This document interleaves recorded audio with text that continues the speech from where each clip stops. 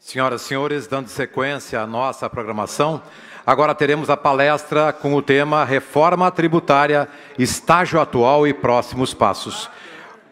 Para compor a mesa, convidamos para coordenar os trabalhos desta apresentação o senhor Eduardo Jäger.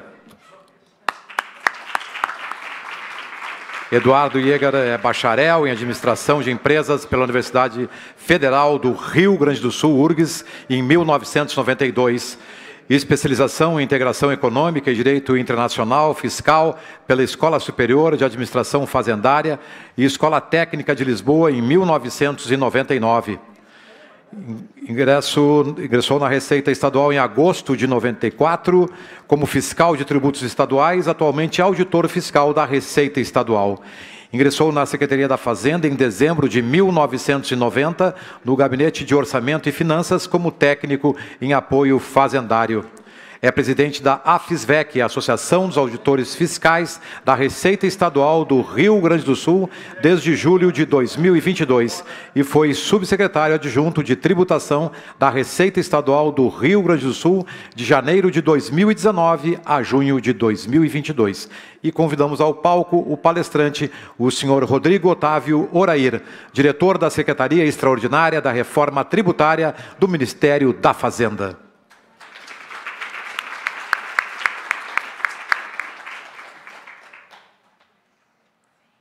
Com a palavra, o senhor Eduardo Jäger.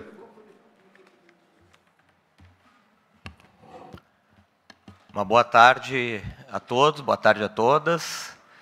Quero agradecer a Yamu, Johnny, muito obrigado pelo convite, muito obrigado por estar aqui. Sempre é uma satisfação retornar a esse evento e dar os parabéns já pelo sucesso do evento, Johnny. Sei que esse evento sempre é muito disputado e muito valorizado por todos. Também quero dar uma boa tarde para o pessoal que está nos acompanhando online. Bom, vamos apresentar o nosso palestrante. O Rodrigo Orair é diretor do programa da Secretaria Extraordinária da Reforma Tributária do Ministério da Fazenda, economista pela Universidade Federal de Minas Gerais, e mestre em Teoria Econômica pela Universidade Estadual de Campinas. É pesquisador de carreira do Instituto de Pesquisa Econômica Aplicada, IPEA, exerceu o mandato de diretor da Instituição Fiscal Independente do Senado Federal, especialista em macroeconomia e política fiscal, tendo publicado inúmeros estudos em tópicos relacionados às finanças públicas nos níveis central e subnacional, assim como sobre as relações entre finanças públicas, distribuição de renda e desenvolvimento. Foi agraciado com inúmeros prêmios acadêmicos, como o primeiro lugar por 4 vezes no Prêmio Tesouro Nacional e o primeiro lugar por 2 vezes no Prêmio SOF de Monografias. Bom, eu já assisti a palestra do Rodrigo, eu sei que é extremamente interessante. O Rodrigo é um estudioso da reforma, aliás, foi ajudar o secretário Bernard Api, né, nos cálculos econômicos, uma tarefa bastante difícil, imagino eu, né, Rodrigo? Então, vou passar a palavra de imediato para ele, e tens 30 minutos, Rodrigo. Bom, obrigado, Eduardo. Quero, antes de mais nada, cumprimentar o Johnny pelo evento. Para mim, nós estivemos juntos, né, no evento em Canela. Foi quando? Tem alguns meses. Foram maio. Isso. E para mim é sempre um prazer voltar aqui no Rio Grande. Tá? Eu sou mineiro, mas eu tenho uma trajetória profissional muito próxima aqui do povo gaúcho. Eu sou egresso do IPEA, né? Entrei no IPEA em 2009, e lá estabeleci uma relação muito profícua de autoria, de trabalhos desenvolvidos com um pesquisador aqui do Rio Grande, que é o Sérgio Gobetti. Os gaúchos só têm um defeito, que é não se dão bem fora daqui. Eles reclamam de tudo, a não ser que esteja aqui em Porto Alegre. Né? E aí é sempre um prazer voltar, porque eu tenho a oportunidade de sentar, logo mais eu vou sentar com ele para conversar sobre projetos, sobre coisas acadêmicas, sobre essa... E eu acho que é muito peculiar daqui, né? Eu estava conversando com o Eduardo ali ainda há pouco. No Rio Grande do Sul você tem auditores, assim como Eugênio Lagemann, que é um grande teórico, vários artigos publicados que a gente acompanha. Você tem o Giovanni Padilha. Então, tem uma massa crítica, né, dos auditores tributários aqui, não só estaduais, mas também municipais, que sempre eu sinto muito bem acolhido e gosto, né, e gaúcho gosta também de um conflito, né, bem... Isso é bom, né? Mineiro tem uma cultura muito cordial, aquela coisa ali, tudo tá bom. Não, vamos, a gente precisa de ter mais. Então, eu vou tentar acelerar, porque eu acho que é uma palestra para um público extremamente qualificado, para a gente conseguir ter mais tempo de conversar, né? De ter mais tempo de interagir. E, assim, eu queria passar duas ideias. A primeira é assim, a reforma está posta, tá? Depois eu vou falar dela, mas... Quem não gosta, quem é contra, continuará sendo. Quem é a favor, talvez vai ter mais argumentos. Mas o grande objetivo aqui é passar a mensagem. O que a gente está fazendo, o que são essas transformações que devem vir aí nos próximos anos, que eu acho que vai mudar radicalmente a relação das administrações tributárias, não só para dentro da institucionalidade, mas a relação com a sociedade. Eu acho que é importante ter essa conversa. E um convite. Porque a reforma ela é o processo democrático. Eu acho que a reforma que foi aprovada não é a reforma do Rodrigo, não é a do Bernard Api, não é a de ninguém, né? É a reforma que foi aprovada dentro da democracia, dentro das condições democráticas do país, e que é um processo em construção. Então, aqui é um convite para vocês também participarem com a gente, ajudar a fazer e ser partícipe, né, desse processo de construção, que, obviamente, como tudo na vida, vão ter erros a serem corrigidos, vão ser coisas a serem aprimoradas, e aí a gente segue, mas o importante é entender o sentido, né, desse movimento. Começar assim, eu sou pesquisador do IPEA, né, e estava um tempo na universidade.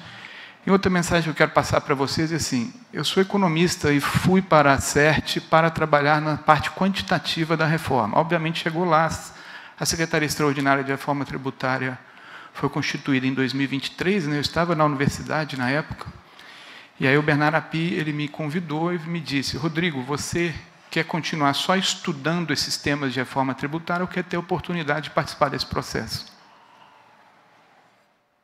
Obviamente, eu aceitei. Estou virado de noite, porque ontem o PLP, foi o relatório do projeto de lei complementar 108, foi apresentado essa semana, emenda, quantificação até, eu estou sem dormir, literalmente mesmo, não dormi de ontem para hoje, cansado, coluna está doendo, engordei alguns quilos, mas o fato é que tem sido extremamente gratificante participar desse processo. E a CERT ela é pequena, tá? São poucas pessoas, mas ela tem uma característica multidisciplinar. Eu acho que tem uma inovação dessa reforma que é isso. Você tem economistas, eu, Bernard, você tem auditores, o Manuel Procópio, né, um auditor muito experiente do ICMS, você tem auditores federais, você tem a participação de pessoas do setor privado e perfis muito complementares, tá? De economia, contabilidade, direito pela via público e privado. Então, ela tem uma certa caldo ali, né, que é das várias áreas. E eu realmente considero um divisor de águas. Tá? A gente tem hoje um dos sistemas mais ineficientes do mundo, eu não vou nem falar para vocês, a gente pode discutir um por um. O que a reforma faz? Ela não está inventando a roda. Tá? Isso é engraçado, quando a gente vai no mundo jurídico, só apanha. Quando a gente vai conversar com organismos multilaterais, com a OCDE, com a FMI, os caras olham, nossa, vocês estão revolucionando, é uma das reformas, eles querem estudar, eles querem fazer coisas da gente, etc. Então, depende do lugar que você está. Mas o que ela tem? Tá? São os princípios do que hoje é considerado um IVA moderno. Base ampla, não cumulatividade plena, princípio do destino e o mínimo possível de exceções. É isso. Tá?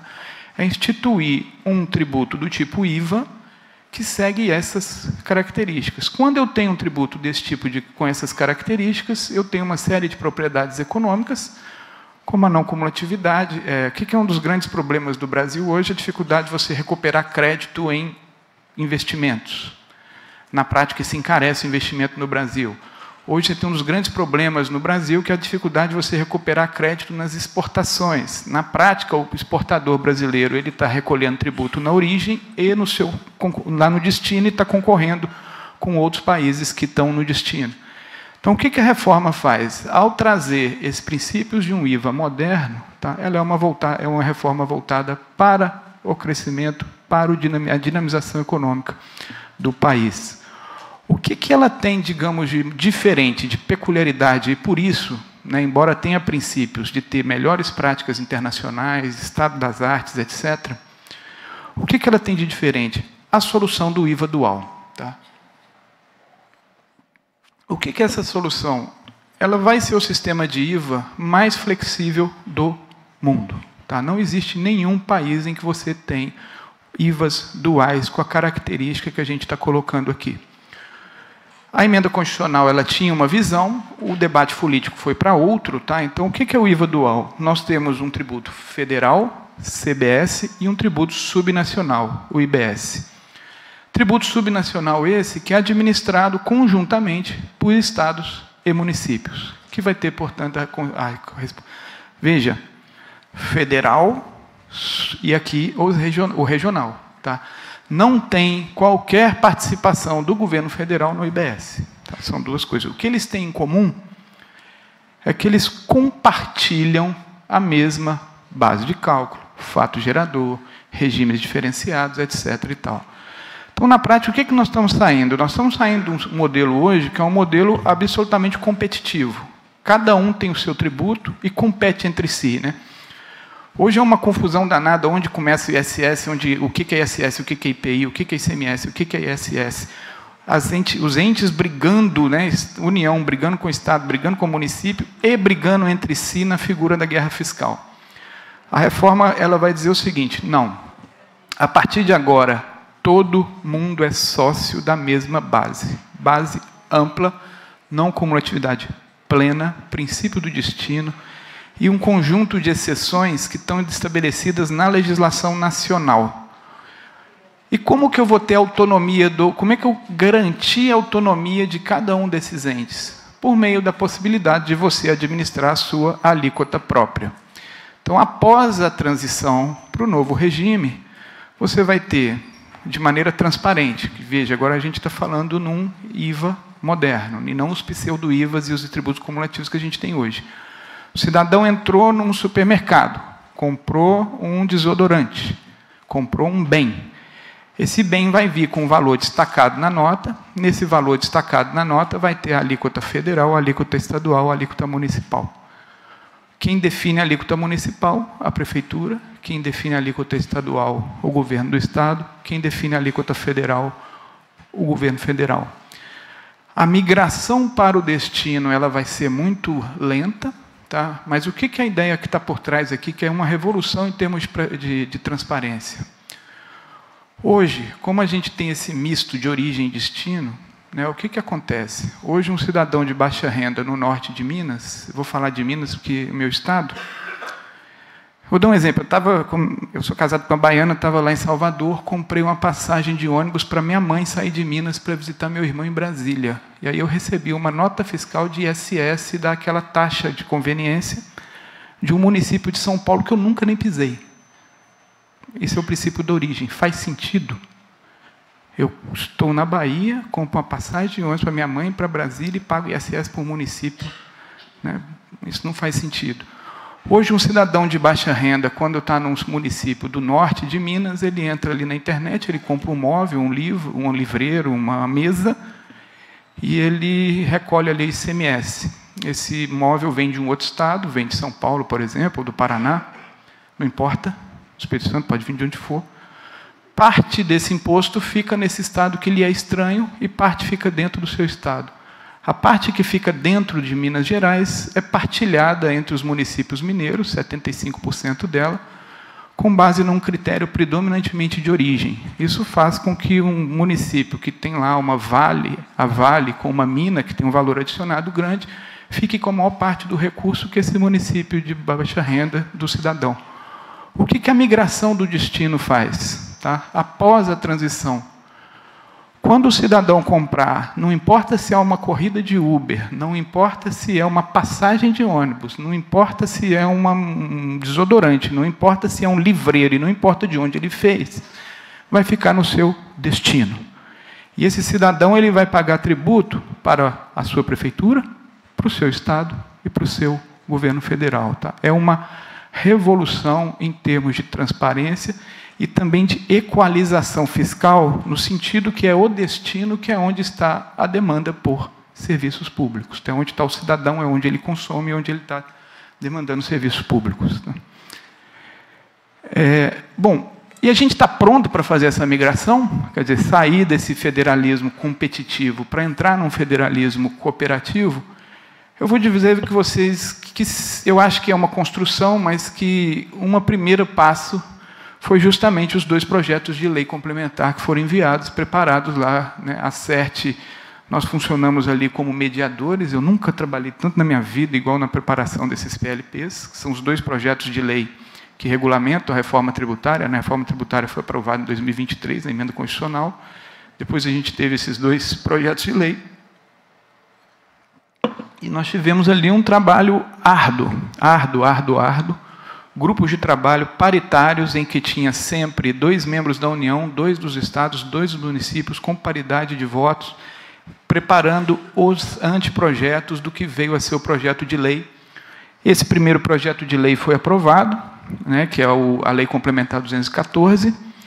O segundo projeto de lei ele é específico a temas do comitê gestor, né, não tem tanta participação da União ali, mas ele está agora sendo em fase final, né, ele foi aprovado na Câmara, essa semana agora, por isso que eu estou virado sem dormir, estou até impaciente. Eu estava debatendo ali ontem com o pessoal, desculpa, estou impaciente hoje, que eu estou sem dormir, tá?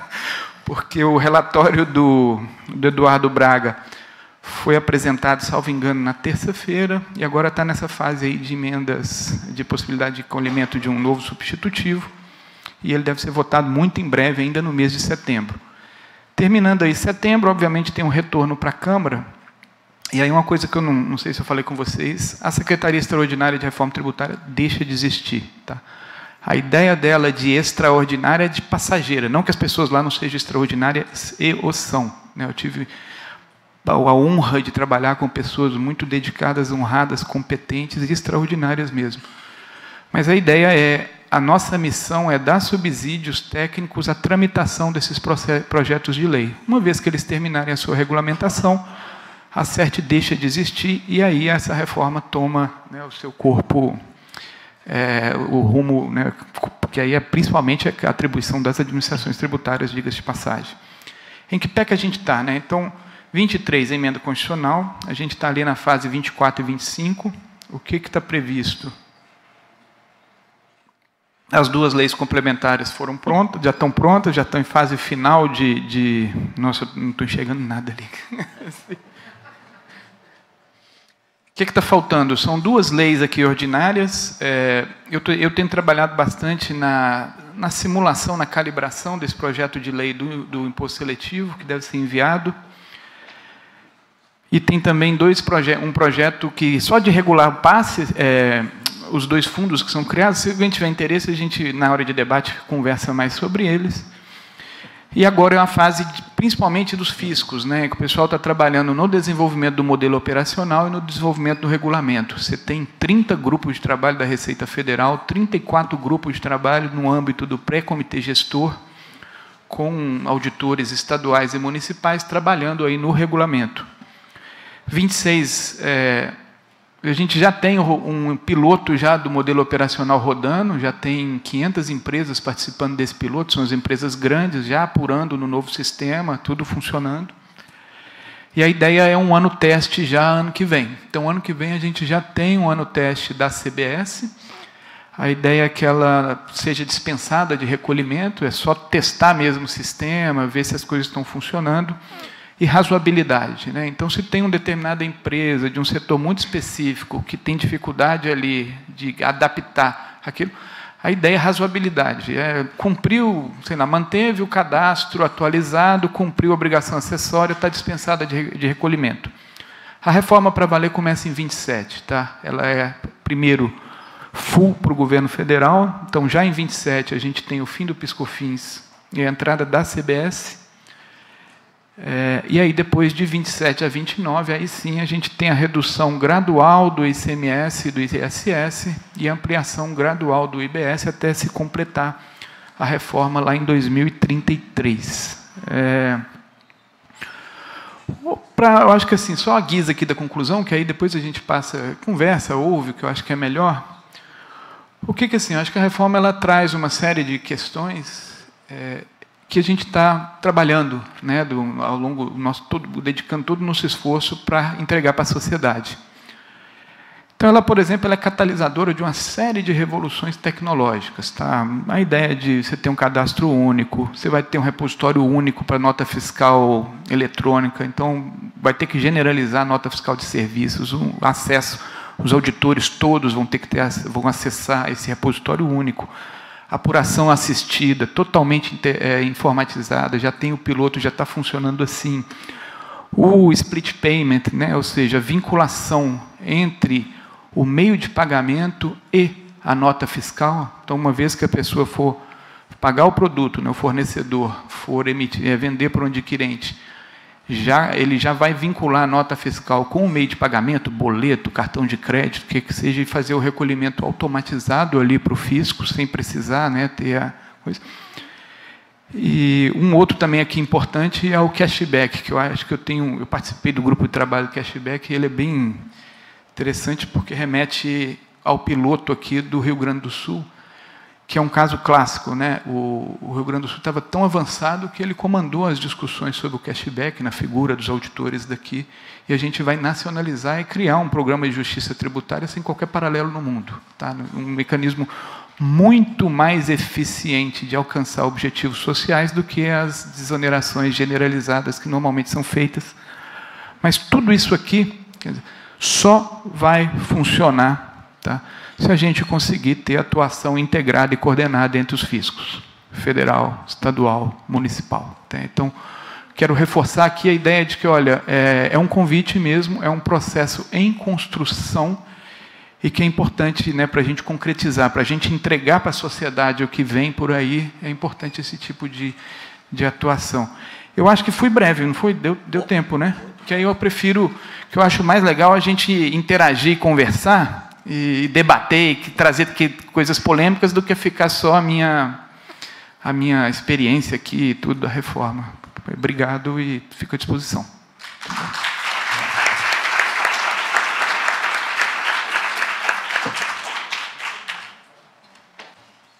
Obrigado, Rodrigo. Acho que foste bem sucinto, mais sucinto que lá em Canela. Conseguiste fazer uma síntese bem boa dos aspectos da reforma.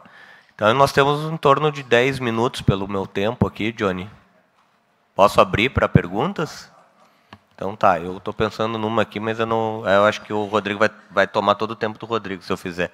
Não, pode... Não, antes, bom, se ninguém quiser fazer pergunta, Rodrigo, eu queria te questionar assim, a gente vê que estão ali os princípios de um IVA moderno, todos, né? E eu me lembro lá no começo das discussões, o IVA moderno, o ideal é que ele tivesse o menor número de exceções possíveis, né? E o menor número de alíquotas, o ideal que fosse uma alíquota só. Mas, enfim, eu queria que tu falasse um pouco sobre esse processo que acabou, né, tendo que ocorrer para que a reforma se tornasse possível. Se pudesse ser breve, em poucas palavras, eu sei que deve ter sido um processo bem difícil, né? Eu acho que a grande questão é quando a técnica tem uma coisa que é a realidade, né, o mundo real.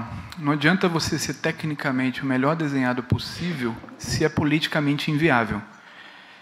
Então, hoje, né, se você for pegar as recomendações de um IVA, hoje, né, o consenso que se tem é que o ideal do ponto de vista do sistema é que tenha base ampla, não cumulatividade plena, princípio do destino e o mínimo possível de exceções. São os 4 princípios basilares de um IVA moderno, de livro-texto. E a gente não tem nada disso no atual sistema tributário brasileiro, né? Nem a gente tem uma sobreposição de tributos, ou cumulativos, ou pseudo-cumulativos, ou pseudo-IVAs, né, que são sempre cumulativos. E a reforma sempre foi desenhada para uniformizar. Quando a gente compara o resultado final da reforma com o que é hoje, é uma simplificação brutal. Tá? Eu trabalho com modelagem, todo o apoio de quantitativo, e aí nós usamos para fazer a modelagem do IVA um modelo que tem lá da Receita Federal, que é do PIS/COFINS. O PIS/COFINS tem 70 regimes especiais. O PIS/COFINS tem dezenas de alíquotas. Tá?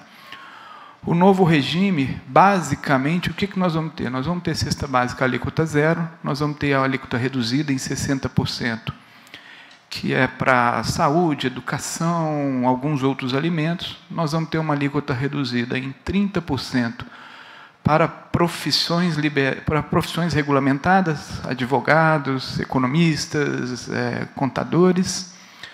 Vamos ter um regime também com a redução de alíquota de 50% para bares e restaurantes, e depois um tratamento específico para setor financeiro e imobiliário.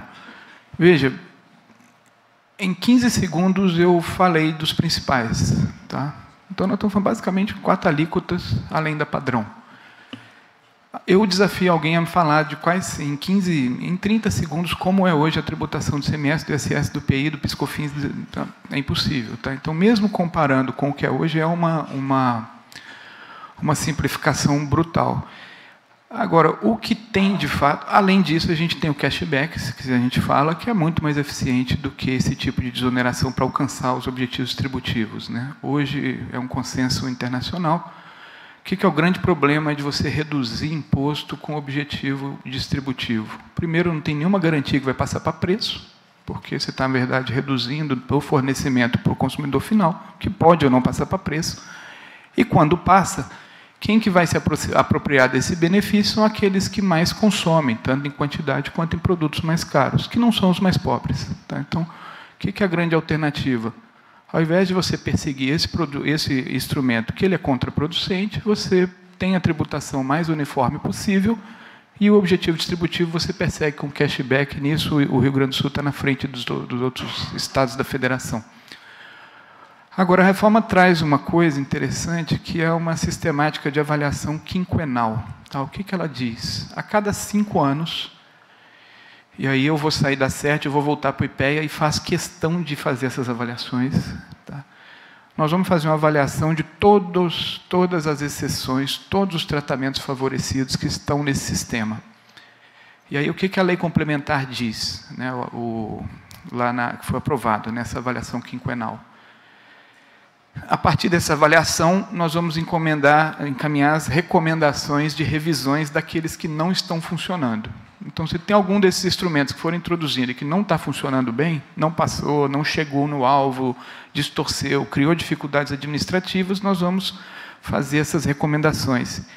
E o Poder Executivo Federal deverá encaminhar um projeto de lei propondo a revisão dessas exceções. Tá?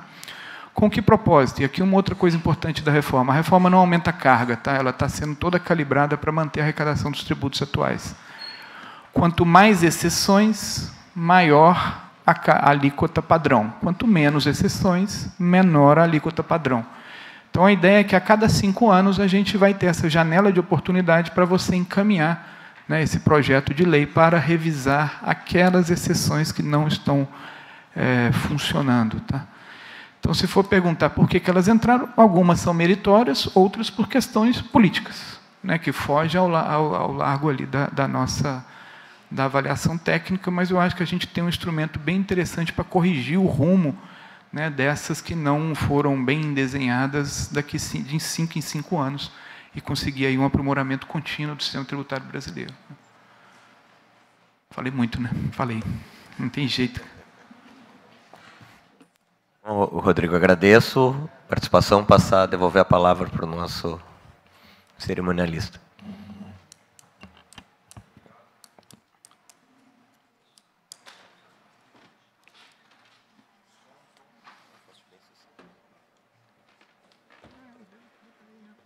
Muito obrigado. Convidamos agora para fazer a entrega das lembranças do evento o assessor da diretoria da IAMU, senhor Gabriel Fumagalli Fontoura.